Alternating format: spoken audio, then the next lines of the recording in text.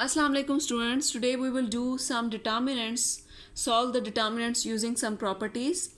You know very well how to find the determinant of a 2 cross 2 matrix and how to find a determinant of 3 cross 3 matrix. But what happens if you get a determinant of order more than 3? Then obviously it will be easy to solve it using the properties. So the first property is interchange of any two rows multiplies the value of the determinant by -1. For example, you have this matrix. Let's say you have a matrix 2, 4, 6, 8. And you want to interchange the first and second row. This is determinant, not matrix. So draw the sign of a determinant. I can interchange the rows like this, but you have to write the -1 outside. If I again interchange, then another -1 will come here. Second property is addition of a multiple of a row to another row does not alter the value of the determinant. You can add the rows, you can subtract the rows. Same like you do in echelon form, Gauss-Jordan elimination method. Now the third property is if you want to multiply any row with a number, then you have to divide it outside as well. Like this, I'm multiplying 2 with first row. Like this. I'm just multiplying it in the first row, so I have to divide the 2 one time. If I want to multiply the 2 in the second row as well, then I will write another 2 like this. As many times as you multiply, you have to write it. Transposition leaves the value of a determinant unaltered. You can transpose, you can take its transpose. It will not change the value of a determinant. For example, you have a determinant like 0, 0, 2 and 4. You can see its complete column is 0, or if complete row is 0, then finally the answer of determinant is 0. Directly you can write. A 0 row or column renders the value of a determinant 0.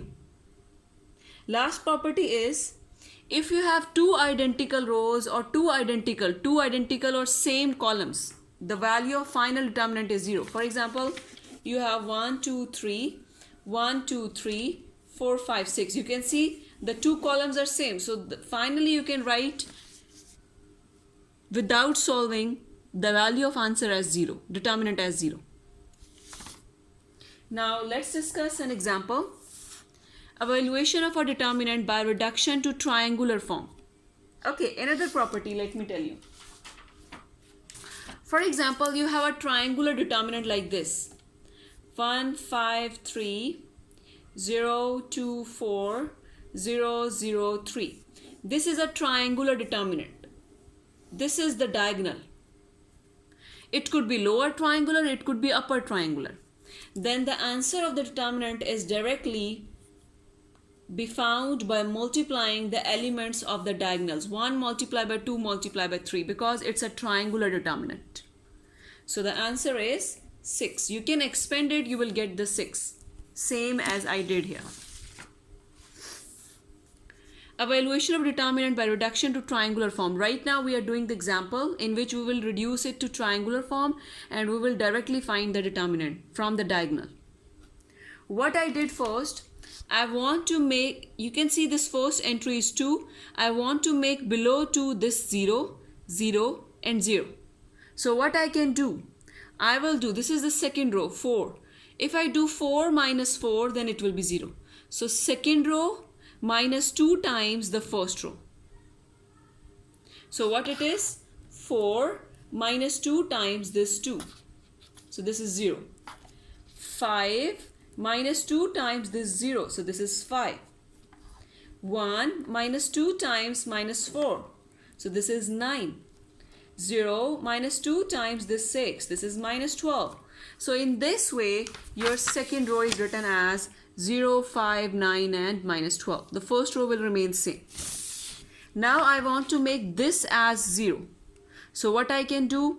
R4 plus 3 by 2 times R1. This is minus 3. R4 plus 3 by 2 times this 2. So you got 0. 8 plus 3 by 2 times this 0. So you got 8 and so on. So you got your fourth row as like this. This is R4. 0, 8, 3 and 10. There's no change in the third row, so it will remain same.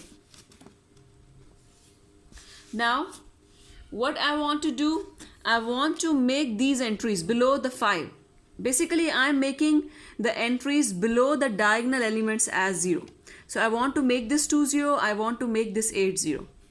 So this is R3 minus 2 by 5 times R2. There is no change in the first and second row. So first and second rows remain same. There's only the change in third row and change in fourth row. R4 minus 8 by 5 times R2. So I will get this. Now finally, what I want to do, you can see this is your diagonal. So this 2 by 4, this is your diagonal. So I want to make this entry as 0. So this is R4 plus 4.75 times R3. So I got this. So you see, below the diagonal elements, all the entries are 0. So it is reduced to the triangular determinant. So the answer for the determinant is 2 multiply 5 multiply 2.4 multiply by 47.25. You get this answer. Now, from your book of Advanced Engineering Mathematics by Erwin Krasik, you can do this problem set 7.4, these mentioned questions. And also in my channel, you will be able to see the Cramer's rule for 3x3 matrix and the Cramer's rule for 2x2 matrix as well.